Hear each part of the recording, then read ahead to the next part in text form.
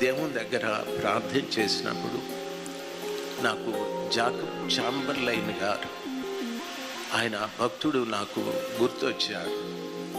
ఎక్కడో అమెరికా దేశంలో పుట్టి మా మదనపల్లికి వచ్చి ఆయన ఆరోగ్యం చెడుకొని చనిపోయి ఎంత పెద్ద మందిరాన్ని కట్టాడు.